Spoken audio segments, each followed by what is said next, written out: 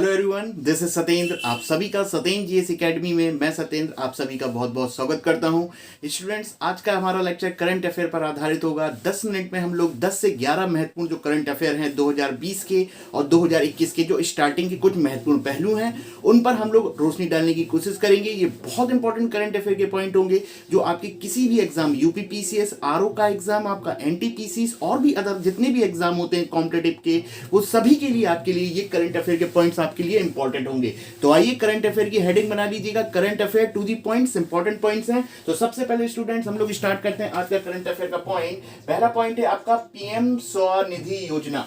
तो देखिएगा स्टूडेंट्स, हम लोग करंट अफेयर में पहला पॉइंट कवर कर रहे हैं पीएम स्वनिधि योजना। पीएम से होता है आपका प्राइम मिनिस्टर, स्वनिधि योजना क्या है ये योजना, ध्यान से समझिएगा। जो रेहड़ी जो होती है, पटरी होती है और छोटी दुकान चलाने वाले को सस्ता कर्ज देना। सिंपल सी बात है, जो आपने देखा होगा सड़क के किनारे जो लोग आपका ठेला लगाते हैं, जिनको रेडी मजदूर के नाम से भी जानते हैं, जो सड़क के साइड में जो ठेला लगाने वाले हैं, रेडी हैं, जो पटरी पर अपनी दुकान लगाते हैं, और जो छोटी दुकानदार वाले जो लोग होते हैं, उनको सस्ता कर्ज उपलब्ध कराने के लिए भारत सरकार के द्वारा, प्राइम मिनिस्टर मोदी जी के द्वारा एक नई योजना शुरुआत करी गई है। उस योजना को हम लोग जानते हैं पीएम स्वनिधि योजना। मोस्ट इंपॉर्टेंट है। करंट अफेयर का पहला पॉइंट हमारा समाप्त हुआ। 10 मिनट में है। 10 मिनट में हम लोग को सभी करंट अफेयर के पॉइंट कलेक्ट करना है। चलिए सेकंड देखते हैं हम लोग का ऑपरेशन ग्रीन योजना। स्टूडेंट्स, सेकंड करंट अफेयर आप देख रहे हो ऑपरेशन ग्रीन योजना, यानी कहीं ना कहीं ग्रीन से हरित शब्द आ रहा होगा आपके ध्यान में। तो ये ऑपरेशन ग्रीन योजना है क्या? तो सबसे पहले ध्यान रखिएगा, यहां पे लिखा हुआ है टॉप योजना और उसके आगे मैंने लिखा हुआ है उद्यानिकी और खेती, और यहां पे बगल में लिखा हुआ है फसल। सिंपल सी बात है, ऑपरेशन जो ग्रीन योजना है वो कृषि से संबंधित है।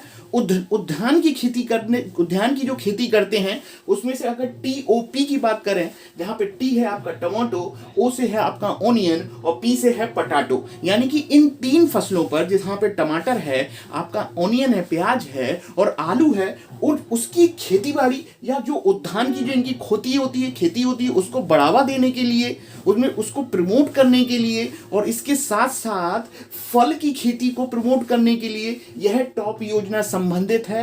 और इसी को हम लोग ऑपरेशन ग्रीन योजना के नाम से जानते हैं और वर्तमान में इसको टॉप के नाम से भी जानते हैं, क्योंकि इसमें उद्यान की तीन फसलों पे बहुत ज्यादा जोर दिया गया है। टी से टमाटो, ओ से ओनियन और पी से आपका पोटैटो आपका, और फल भी इसमें शामिल किया गया है और भी सब्जियां शामिल करी गई। ठीक है, तो दो हमारे पॉइंट कवर हो गए। अब देखिएगा स्टूडेंट, तीसरा आत्मनिर्भर यूपी रोजगार अभियान। मोस्ट इंपॉर्टेंट करंट अफेयर में हम लोग पढ़ रहे हैं और यूपी का एग्जाम आप लोग देंगे।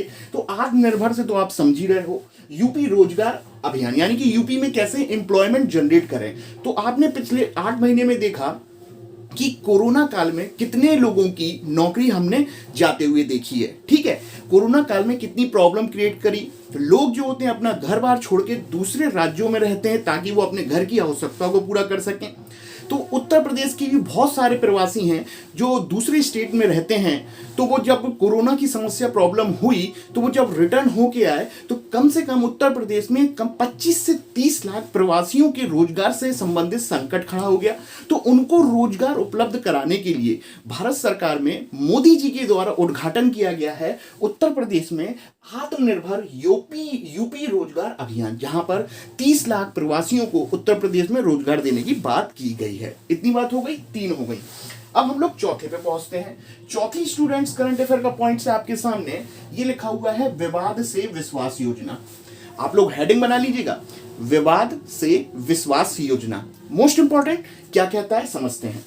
सामने लिखा हुआ है प्रत्यक्ष कर विवाद समाधान। सिंपल सी बात है, विवाद से विश्वास योजना का संबंध हमारा जो है वो डायरेक्ट टैक्स से रिलेटेड है। डायरेक्ट टैक्स यानी कि प्रत्यक्ष कर। तो प्रत्यक्ष कर यदि, जैसे कि मैं आपसे बोलूं कि मेरी जो इनकम है, जो मैं इनकम करता हूं ना, तो वो इनकम पे जो टैक्स लगता है वो एक डायरेक्ट टैक्स होता है, आपका प्रत्यक्ष कर है। तो प्रत्यक्ष कर में वर्तमान में जो भी समस्याएं आ रही हैं, उन समस्याओं को दूर करने के लिए भारत सरकार के द्वारा विवाद से विश्वास नामक योजना की शुरुआत की गई है, जहां पर हम लोग प्रत्यक्ष कर विवाद का समाधान करेंगे। ठीक है स्टूडेंट्स, ये आपका चौथा करंट अफेयर का पॉइंट हो गया। अब हम लोग आगे बढ़ते हैं। पांचवा देखिएगा, पीएम वाणी योजना। मोस्ट इंपॉर्टेंट, पीएम वाणी योजना, ये एग्जाम में पूछा जा सकता है। रिसेंटली अभी 1 महीने ही हुआ होगा कि पीएम वाणी योजना 2020-2021 के बिल्कुल एंड और शुरुआत में शुरू की गई है। पीएम वाणी क्या है? दूर संचार मंत्रालय या संचार मंत्रालय, जैसे कि रविशंकर प्रसाद जी उसके हेड हैं आपके, तो दूर संचार मंत्रालय के द्वारा एक नई योजना शुरू की गई है जिसको पीएम से प्राइम मिनिस्टर वाणी योजना के नाम से जानते हैं, जहां पर हम लोग सार्वजनिक स्थानों पर, पब्लिक प्लेसेस पे लोगों को या भारत की जो भी आबादी है जहां पर इंटरनेट आसानी से उपलब्ध नहीं हो पा रहा है, तो सार्वजनिक स्थानों पर सभी को वाईफाई देने की, शुरू करने की योजना को हम लोगों ने पीएम वाणी का नाम दिया गया है। और पीएम वाणी का फुल फॉर्म है वायरलेस एक्सेस नेटवर्क इंटरफेस। ये नाम जरूर ध्यान में रखिएगा, जो हम लोग वाईफाई उपलब्ध करा रहे हैं ना, उस स्कीम का नाम जो वाणी है, तो W से वायरलेस, A से एक्सेस, N से नेटवर्क, I से इंटरफेस। इतनी बात हो गई। अब होगा क्या यहां पर पीएम वाणी में, जो हम लोग इतना पूरे के पूरे भारत को वाईफाई उपलब्ध कराने जा रहे हैं, तो ये कैसे उपलब्ध कराया जाएगा? देखो स्टूडेंट्स, आपने देखा होगा कि वर्षों पहले एसटीडी चलती थी, एसटीडी आईएसडी बूथ चलते थे, दुकानदार जो लोग होते थे अपने साइड में एसटीडी बूथ लगा लेते थे। तो उसी तरीके से भारत सरकार ने बोला है कि 1 करोड़ डेटा सेंटर स्थापित किए जाएंगे।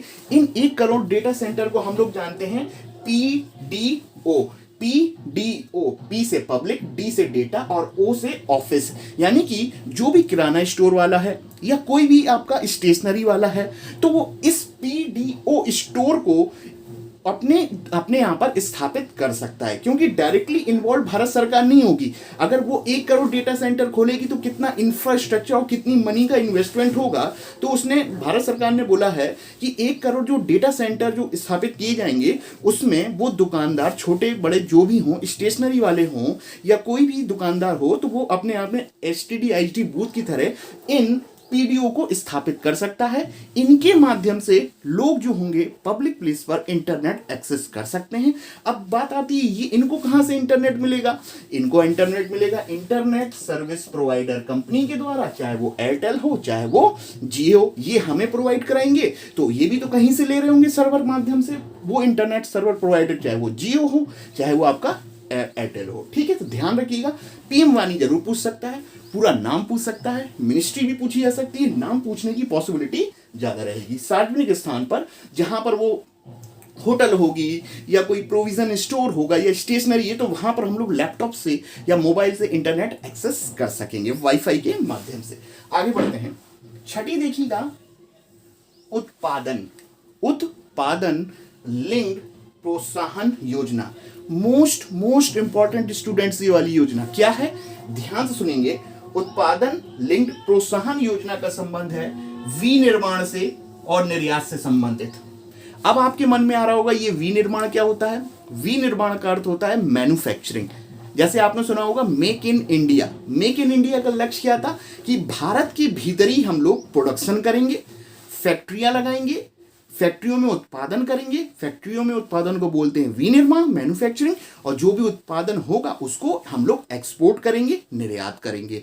तो उसी से संबंधित आपकी उत्पादन लिंक्ड प्रोत्साहन योजना है, जहां पर विनिर्माण को बढ़ावा दिया जाएगा, फैक्ट्री मैन्युफैक्चरिंग की जाएगी, वहां पर प्रोडक्ट बनाए जाएंगे और वो प्रोडक्ट हम लोग एक्सपोर्ट करने की कोशिश करेंगे। तो इसी से संबंधित है आपका विनिर्माण, निर्यात से संबंधित है उत्पादन लिंक्ड योजना।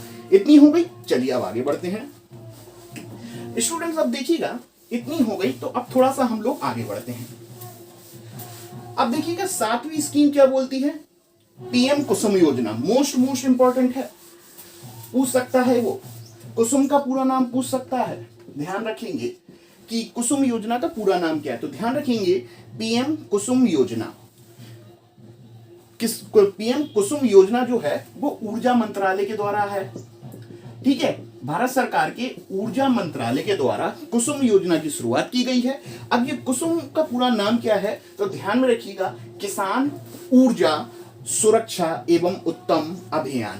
पूरा नाम है किसान ऊर्जा सुरक्षा एवं उत्तम अभियान। मोस्ट इंपॉर्टेंट, ये आपके एग्जाम में पूछ सकता है कि जो भारत सरकार की जो कुसुम योजना है उसका पूरा नाम क्या है। तो सामने आप देख रहे हो, किसान यू से ऊर्जा, फिर आपका सुरक्षा एवं उत्तम अभियान जो कि ऊर्जा मंत्रालय के द्वारा स्थापित है, जहां पर हम लोग ग्रामीण क्षेत्र में सोलर एनर्जी को प्रमोट करेंगे और जितने भी पंप वंप लगाए जाते हैं वहां पर हम लोग सौर ऊर्जा के द्वारा पंप स्थापित करने की बात की गई है कुसुम योजना में, जो कि ऊर्जा मंत्रालय से संबंधित है। और पूरा नाम आप देख रहे हो, किसान ऊर्जा सुरक्षा, आपका सुरक्षा एवं उत्तम, उत्तम यानी यू और एम से है महाअभियान। ठीक है, तो ये नाम था आपका किसान ऊर्जा का।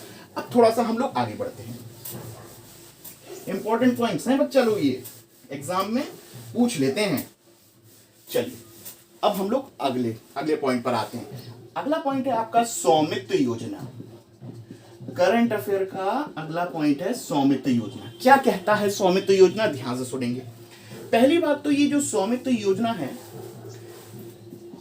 पंचायत मंत्रालय के द्वारा शुरू की गई है। किस मंत्रालय के द्वारा? पंचायत मंत्रालय के द्वारा। और ये जो शुरू की गई है वो 11 अक्टूबर को शुरू की गई है, क्योंकि 11 अक्टूबर को जयप्रकाश नारायण जयंती है। जयप्रकाश नारायण और नानाजी देशमुख जयंती के अवसर पर या 11 अक्टूबर के दिन हम लोग स्वामित्व योजना की शुरुआत की गई है और ये पंचायती मंत्रालय से संबंधित है। और आप जानते हो पंचायती दिवस कब मनाया जाता है आपका? 24 अप्रैल को। एक रफ पॉइंट ध्यान में रखिएगा, पंचायती दिवस कब है आपका? 24 अप्रैल को।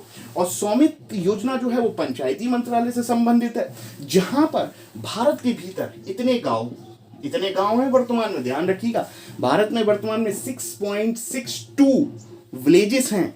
इन विलेजेस में क्या करना है हम लोग को, जो ग्रामीण जो लोग रहते हैं उनकी जो प्रॉपर्टी है, उनकी जो संपत्ति है, जो उनका जो अधिकार है, उन संपत्तियों के कार्ड उपलब्ध कराना। जैसे आधार कार्ड होता है ना, तो उनकी जो भी लैंड है, जो भी उनकी संपत्ति है ग्रामीण क्षेत्र में, उनके लिए संपत्ति कार्ड उपलब्ध कराना स्वामित्व योजना का लक्ष्य है। और ये पंचायती मंत्रालय के द्वारा शुरू की गई है। किसकी याद में? जयप्रकाश नारायण और नानाजी देशमुख की जयंती के अवसर पर। और जैसा कि हम जानते हैं कि पंचायत मंत्रालय जो है, पंचायती दिवस हम लोग 24 तारीख को सेलिब्रेट करते हैं। इतनी बात हो गई। और पंचायत आप जानते हो संविधान की 11वीं और 12वीं अनुसूची जो होती है आपकी, 11वीं और 12वीं आपका उसी से ही रिलेटेड है, पंचायत और नगर निगम से। चलिए हम लोग आगे बढ़ते हैं।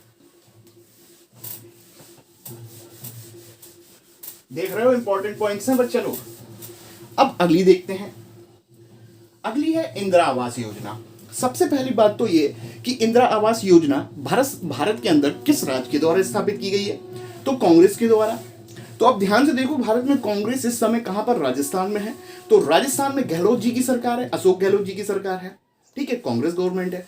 तो कांग्रेस गवर्नमेंट में अशोक गहलोत की सरकार में रिसेंटली इंदिरा रसोई योजना की शुरुआत की गई है राजीव गांधी जी की जयंती पर राजस्थान में, जहां पर लोगों को 2 टाइम का कम दाम पर भोजन उपलब्ध कराया जाएगा। तो इंपॉर्टेंट क्या है यहाँ पर? इंपॉर्टेंट ये है कि जो इंदिरा रसोई नामक योजना है भारत के भीतर किस राज्य में प्रारंभ की गई है? राजस्थान में, अशोक गहलोत की गवर्नमेंट में। और इसका लक्ष्य क्या है? भोजन उपलब्ध कराना आपका सस्ती दर पे, आपको कम दाम में। ठीक है, और किसकी याद में? राजीव गांधी की जयंती पर। आपका इतना हो गया। अब नेक्स्ट पॉइंट पे आगे आते हैं हम लोग। अगला बहुत इंपॉर्टेंट है स्टूडेंट्स, जल्लीकट्टू। सुने जरूर होंगे आप लोग, जल्लीकट्टू जरूर सुने होंगे। आपने देखा होगा कि साउथ आपका दक्षिण भारत जो है वहां पर एक राज्य तमिलनाडु।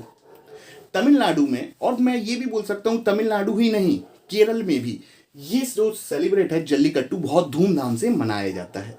लेकिन इसकी शुरुआत अगर आपसे कोई पूछे तो कौन सा स्टेट है, तो ध्यान में रखना है तमिलनाडु। यहाँ पर क्या करते हैं हम लोग? सांडों को, जो बैल जो होते हैं उनकी रेसिंग होती है या उनकी लड़ाई होती है। बहुत ही ये के बोलिए कि ये न्यूज़ में भी बहुत रहता है। तमाम बातों की वजह से हम लोग सिर्फ एग्जाम को ध्यान में रखते हैं कि क्या पूछ सकता है। तो सबसे पहले ध्यान रखिएगा, जल्लीकट्टू तमिलनाडु में बहुत ज़्यादा प्रचलित है, केरल में भी है, लेकिन तमिलनाडु से ही इसकी शुरुआत जड़ मानी जाती है। जहां पर जल्लीकट्टू का अर्थ होता है आपका सांड या बैल। ठीक है, अब ध्यान से देखोगे तो ये 2 शब्दों से बना है। एक है आपका जल्ली और दूसरा है आपका कट्टू, जो कि एक जल्ली प्लस कट्टू एक तमिल शब्द है, ध्यान रखिएगा। तो होता क्या है, जैसे आप देखते होंगे कि अभी नया साल स्टार्ट हो गया है, तो दिसंबर जनवरी का जो एंड समय होता है और जो जनवरी जो आने वाली होती है मकर संक्रांति, और मकर संक्रांति बोले या पोंगल बोले, तो उस समय जब फसल कटने की शुरुआत होती है तमिलनाडु में, और हमें पता है कि जब वो फसल कटती है तो वहाँ पे पोंगल सेलिब्रेट करते हैं। तो फसल कटाई के समय पोंगल का जो थर्ड डे होता है, तीसरा दिन होता है, वहां पर हम लोग जल्लीकट्टू उत्सव मनाते हैं वहां पर, जो कि सांडों की लड़ाई या आपका एक सांड कंपटीशन है। वहां पर उनको छोड़ दिया जाता है, फिर इंसान उनसे लड़ते हैं, युद्ध करते हैं, और सांडों को क्या होता है, उनकी आंखों पर मिर्च भी डाली ताकि वो उत्तेजित हो जाएं। या मैं ये भी बोल सकता हूँ कि जो ये फाइट होती है वहां पर उनको कुछ ऐसी चीज भी दी जाती है ताकि वो लड़ने में स्ट्रांग बहुत ज्यादा हो। कौन? आपके सांड। तो एक बहुत बड़ा, ये जो आज से नहीं है जल्लीकट्टू, बहुत समय से 2000 साल पहले से जल्लीकट्टू सेलिब्रेट किया जा रहा है। ठीक है, दिसंबर जनवरी में आप देखते हो कि फसल कटाई होती है, जनवरी में नया साल स्टार्ट होता है आपका, पोंगल का त्यौहार मनाते हैं वहां पर तमिलनाडु में। तो उसी समय तीसरे दिन वहां पर हम लोग जल्लीकट्टू मनाते हैं। और जल्लीकट्टू एक तमिल शब्द है जो कि सांड से आया है, और ये जल्लीकट्टू जो होता है ना, अपभ्रंश भाषा से आया है। पौराणिक कथाओं में बताया है कि जो जल्लीकट्टू है, जो वर्ड है, ये एक पौराणिक शब्द है, और उस शब्द का नाम है आपका सल्लीकासु। सल्लीकासु से इस शब्द की उत्पत्ति है, और ये एक अपभ्रंश शब्द बताते हैं जो कि एक पौराणिक उसमें बताया गया है। अब ये बच्चा लोग, सल्लीकासु क्या है, जो कि जल्लीकाटू से ही आया है आपका सल्लीकासु। तो इसका अर्थ होता है सल्लीकासु का, तो इसको तोड़ोगे ना तो सल्ली प्लस कासु बनेगा आपका, जहां पर बैल, सींग और सल्ली यानी कि आपका सिक्के का थैला। होता कुछ नहीं है, जो हमने यहां पर बोला जल्लीकट्टू जो है कहां से आया है, सल्लीकासु से आया है, जो कि एक अपभ्रंश पौराणिक शब्द बताते हैं। और ये सल्लीकासु दो शब्दों से मिलकर बना है, पहला सल्ली और दूसरा कासु। जहां पर सल्ली का अर्थ होता है सिक्कों का थैला, और कासू का अर्थ होता है बैल के सींग। तो होता कुछ नहीं है कि जो बैल, जो सांड जो होते हैं ना, उनके जो सींग जो होते हैं उसके आसपास एक थैला लटका दिया जाता है, उसके अंदर सिक्के कॉइन्स भरे रहते हैं, और इनको पाने के लिए, होड़ के लिए फाइट होती है, और जो इनको प्राप्त कर लेता है वो जीत जाता है आपका जल्लीकट्टू का फ्रेश, उसको पुरस्कार दिया जाता है।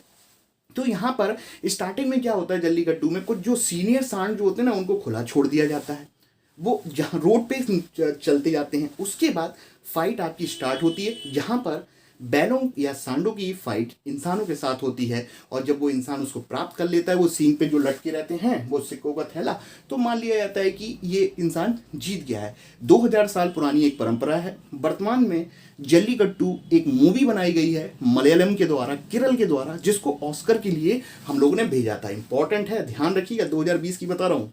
ऑस्कर के लिए हम लोगों ने जल्लीकट्टू मूवी को भेजा था, और ये मूवी तमिलनाडु में नहीं बनी थी, मलयालम में बनाई गई थी। ठीक है, ध्यान रखेंगे। तो ये हमारे कुछ करंट अफेयर कुछ पॉइंट थे जहां पर हम लोगों ने कवर करने की कोशिश करी, और आज का हमारा लास्ट करंट अफेयर पॉइंट है, ध्यान रखेंगे। अब आप देख रहे हो कि तितली सुपर हॉट स्पॉट, अभी रिसेंटली भारत में तितली सुपर हॉट स्पॉट की खोज की गई है। अब हॉट स्पॉट क्या होता है अभी बात करते हैं हम लोग। भारत में अभी हाल में तितली सुपर हॉट स्पॉट की खोज की गई है, और ये तमिलनाडु के सिरुवानी पहाड़ियों में, तमिलनाडु की सिरिवानी पहाड़ियों में, ध्यान रखेंगे, मोस्ट इंपॉर्टेंट। अभी रिसेंटली हाल में ही भारत में तमिलनाडु राज्य में सिरुवानी पहाड़ियों को हम लोगों ने तितली सुपर हॉट स्पॉट की संज्ञा दी है। अब क्या होता है हॉट स्पॉट? हॉट स्पॉट को हिंदी में बोलते हैं तप्त स्थल।